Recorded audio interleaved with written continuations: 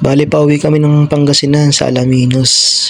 Kasama ko dyan si Hanan, yung asawa ko. Alauna na madaling araw kami umalis para hindi mainit sa daan. Ang totoo niyan, wala pa talaga akong tulog niyan. Hindi naman ako excited pero hindi talaga ako makatulog eh. Nasa boundary na nga pala kami dyan ng Pampanga at Tarlac. Medyo madilim pa dito sa daanan na to pero malaking tulong din yung mga ilaw sa kalsada. Chill ride lang yung takbuhan namin dyan, mga 60 sa 70 lang. Hindi naman natin kailangan magmadali dahil maaga pa. Saka hindi naman tayo nakikipagkarera sa daan. Tinatanong ko nga rin dyan yung asawa ko kung inaantok siya dahil madalas kapag bumabiyahe kami ng malayo, nakakatulog siya. Malamig pa kasi kaya talagang aantokin ka sa biyahe lalo na kapag wala kang ginagawa pag backride ka. Papansin mo nga dyan na malapit ng sumikat ang araw dahil nagliliwanag na. Sa bandang mga Tarlac City na kami niyan. Ito yung pinakagustong gusto ko sa probinsya pag sisikat na yung araw. Yung tipong makikita mo na yung ganda ng lugar. Fast forward na tayo dito para kunwari mabilis tayo magpatakbo. Dito lang kami banda sa Santa Ignacia, inabutan ng liwanag. Dire-diretso lang ng daan to hanggang sa makarating ka sa may Kamiling. At pag nakita mo nga itong bulubundukin ito, nasa San Clemente Tarlac ka na. Boundary top ng Pangasinan at Tarlac. Nandito na nga pala kami banda sa may mga tarim Pangasinan. Ito yung unang bayan na madadaanan mo pagpasok mo ng Pangasinan. Napa-heart sign pa nga ako dyan dahil sa sobrang saya. Hindi nga kami kumaliwa dyan papuntang Labrador. Ang ginawa ko, dumiretso muna ako sa may Lingayen, Pangasinan. Gusto ko kasing ituro kay Hanan kung saan nag-deliver ako ng Lalamove na nakaraan. Malakas lang kasi talaga yung trip ko, ba't ginawa ko yun? Malayo ang delivery.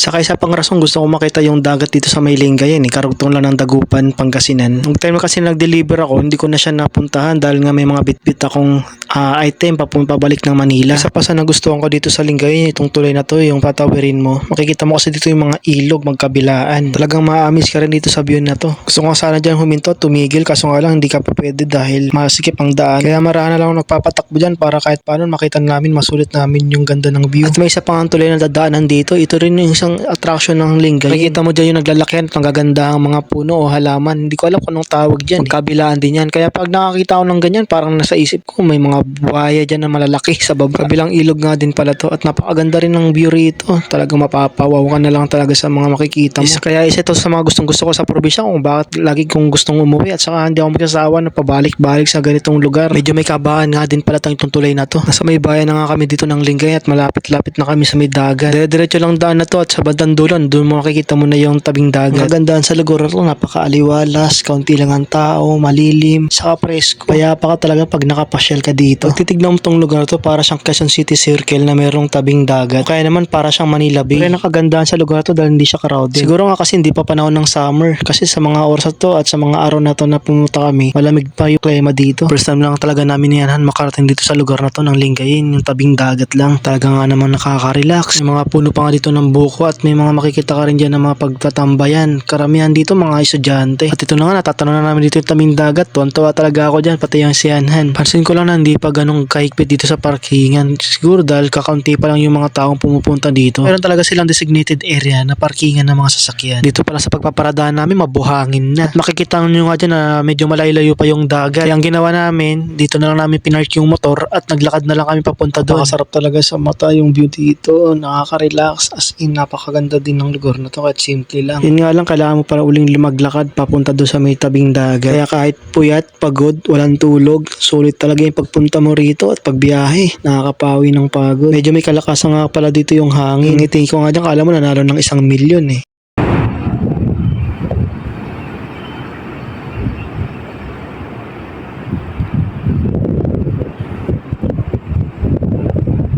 Kala mo first time na makakita ng dagat, ituwan-tuwa. Ang tipong gusto mo na magtampisaw at maligo. Pero syempre hindi naman kasi talaga ito yung pupunta natin lugar. Kumbaga sumigwi lang tayo dito. Nagmukha ako dyan parang bata, ignorante dahil sa pinagagawa ko. Saka nakakita ko dyan ng mga eroplano na dumadaan, nakakatawa lang. Kala mo talaga na sa kabilang isla nag-iisa na parang kailangan ng tulong. After kong matuwa sa lahat-lahat ng mga pinagagawa ko, yan, pabalik na ako ng motor para mag-assist na. Mag-asikaso dahil aalis na kami papunta ng Alaminos. Lumarga na nga kami at andyan nakarating na kami sa may Swalsig sa Road. At maya pa ay makikita na nga itong arko ng Alaminos City, ang home of 100 Islands. Pagdating nga namin ng Alaminos City ay agad din kaming umalis at papunta na kami ng Agno, Pangasinan. At yan, pinsan ko yung motor at kami naman ang sumakay sa High Ace. Narito na nga kami sa may Agno, Abagatanan, Pangasinan. Sulit at napakaganda rito. Nagpunta nga pala kami dito dahil birthday ni Tito. Ito ang napili na pagdausan ng kanyang karawan kasi meron kaming kamag-anak dito, pinsan nila. Meron silang transient house dito sa mga kubo. Ito yung naging negosyo nila. Marerecommend ko talaga yung lugar na to sa inyo dahil napakaganda rito. dito. Isa pa, malinaw yung dagat dito tapos white sand. Kaunti lang ngayon ng mga tao dito dahil man of February. Ito talaga yung perfect time para magpunta dito sa ganitong lugar. 2 days and 1 night pa lang kami dito sa lugar na to kaya masusulit namin yung pagligo rito. Kaya kahit malayo, worth it talaga. May banana boat saka UFO din silang tinatawag dito na pwede nyo sakyan para lalo nyo ma-enjoy yung lugar. Kaya yan, makikita nyo, wala masyadong naliligo, wala masyadong tao. Medyo may kalakasan nga rin pala yung alon dito. Kagandahan pa rin dito, wala masyadong seaweed saka hindi mabato. Saka ilan lang yung mga naliligo. Sarap na sanang mag-swimming at maligo kaso nga lang tanghaling tapat, mainit pa. Yan pala yung mga transient house dito. Pag gusto nyo mag-stay, saka may mga kubo rin na available. Bandang hapon na nga kami naligo dyan para hindi masakit sa balat at hindi mainit. Kaya mapapansin nyo dyan, ang ganda ng view ng sunset dito. Kinabukasan naman, ito na yung sinasabi ko sa inyo na UFO. Kaya pala tinawag to na UFO kasi para kang ihahagis. Kapag sumakay ka dyan, kailangan mo talagang kumapit ng maigi para hindi ka tumilapon. Pero may mga life vest naman silang suot dyan, pambata o pang adult meron. At nung matapos na nga sila, hindi mo alam kung maaawa o matutuwa ka sa bata kasi para siya nasaksak nangyari. Kami na nga ang sumunod dyan, nasa banana boat naman kami. Sa banana boat kasi 8 hanggang 10 talagang maximum. Pero kami dyan, sumobra siguro mga 11 kami. Sa UFO kasi hanggang 4 lang talaga ang maximum na pwede dun dahil maliit lang siya. Tagal nga namin maka-take off dyan kasi nagkaroon ng konting problema. Hindi nila mapaandar yung bangka. Siguro mga 10 to 15 minutes din kami naka-stuck dyan bago kami makaalis. At ito na nga yung pinakahihintay namin. Makakaalis na rin sa wakas. Sa pinakadulo nga pala ako ng banana boat at hawak-hawak ko naman siya nandyan sa likod.